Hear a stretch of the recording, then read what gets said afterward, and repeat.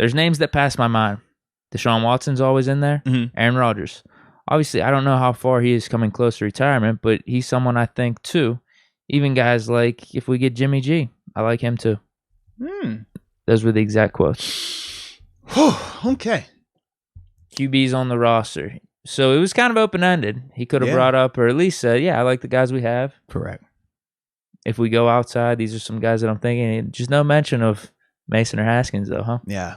Now, how did you feel about that? There's no way that's on purpose. He's just spitballing, man. I think he's like any of us. It's just like, who do you want as quarterback? You're thinking fantasy trade. Like, if we could just trade for anyone. These are guys on my mind. But now, is it telling, though? Maybe. Because would he have said that if Ben was the quarterback? No.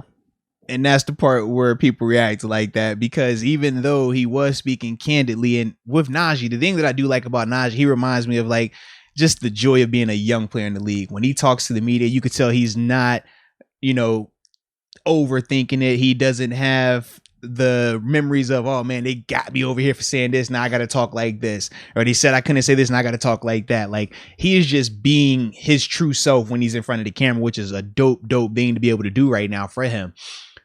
So part of me is like, that it was more true, because it's like, he really was just feeling like, you know what? When I think of who I want as my quarterback next year, if I was thinking Haskins, who would I say? I would say Haskins. If Ben was our quarterback when I was here, man, you asked who you want your quarterback. Ben? I'm like, what? Ben, and more Ben? Like, that's all you would think of. Like, I'm not thinking of anyone else. But that part to me was a little telling, man. I don't blame him necessarily, though, especially with the quarterbacks that he named. And with the quarterbacks that he named, obviously, they are very different in all elements, right? Where you're talking age, skill, cost, off field, what you got to deal with, right? With Rodgers, we know to acquire him a ton of money. Whether you're trading for him, it's going to cost. It's a big purchase. Same with Deshaun Watson. If everything got cleared, as we talked about earlier, but we also know. And you're probably dealing with some off-field stuff with him. Yeah, you're going to have the ramifications. Not that he's going to be continuing what he's doing, but people protesting, who knows? That type of stuff. For a fact. I was here when we brought Vic in. We dealt with the protesters. We had to bump up the police presence there because, yes, every single day when you would leave, it was like that. Even when we first signed him, it was like that. Protesting, they say it's dangerous. I ain't gonna lie, we low-key thought it was more dangerous for them fans, because we was like, if y'all ever actually did make contact with any of us in here, this gate ain't keeping y'all out, it's keeping us in, okay? If we come over there, it's gonna be a whole bad situation. But with Watson, you will have to deal with that for a fact. And I 100% can understand it. Because for the first season, at least. Absolutely. News reporters coming out and trying to make their big story about, oh man, Steelers bringing in Watson. Yeah, it's a disgrace. I can understand it, bro. There'll be all that's happening. Yeah, I could definitely understand it, man. But the last guy, Jimmy G. I mean, you've heard me talk about Jimmy. I like Jimmy. I just don't want it at the cost that it would, like this current deal that he's on right now. I would like it a little bit different, just because I think that less money for Jimmy, you could upgrade it even more around him. But Jimmy is definitely a quarterback that, as we talked about, I mean, in his years in San Fran, you look at how many NFC Championship games he's been in, and then you compare him to some of these other quote unquote elite quarterbacks, top 5 guys, and what they've done over these past 5 years or 4 years, however long Jimmy's been out there in San Fran. And his resume is up there with Aaron Rodgers. His resume is up there with Tom Brady. His resume is up there with Patrick Mahomes in terms of what he's been able to do with that team and what he looks like when he's not out there with that team. So I definitely don't have an issue with the names that Najee was naming. I do like them, actually, man.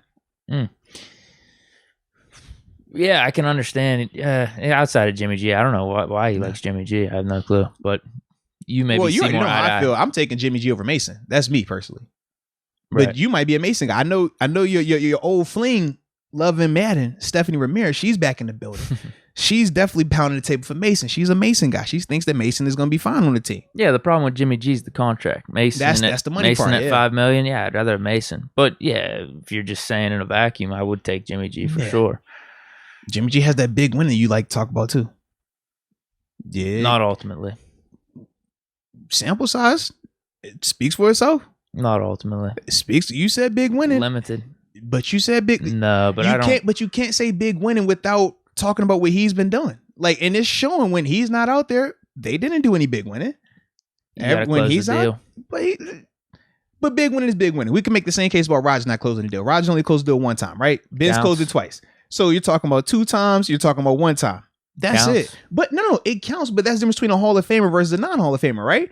But if all we're saying is Ben did it 2 times, Rodgers did it 1 time, and Jimmy G was a throwaway. That's all I'm saying. Like the gap in terms of him getting a Super Bowl, and now people try to talk about him like that based on how you're alluding to right there. That's all I'm saying. Like you can't take away from what Jimmy G has been doing on the field, man. It's there. Really good team around him though too. So why don't they win without him then? Or we'll get a chance to see what they look like next year. Trey Lance to get his opportunity. Right. Because that's the part for me that I'm interested to see. Because for the people that always say anybody could do the Jimmy G thing, I'm still waiting to see that happen. Because it's proven that it hasn't just been anybody doing the Jimmy G thing. Trey Lance will be really interesting because completely different quarterbacks. I mean, this dude has a cannon. At times looks... I mean, Jimmy G's reckless at times with the ball too. But, I mean, for Trey Lance having a cannon, like he's overthrown people. Yes. Like, his recklessness is... Whereas Jimmy G's more or less just making bad decisions, correct. I think. Whereas Trey Lance looked inaccurate at times from the limited times that we've seen him. Yeah. Watson, Rodgers. These are all guys that we've talked about anyway, so it's nothing new. It's just funny that he said them out loud like that. Yes. I just think that's the funny part. Because, Watson, Rodgers does make sense in terms of franchise quarterback guys. Jimmy G, I just have always had him not really on my list, mainly due to the contract.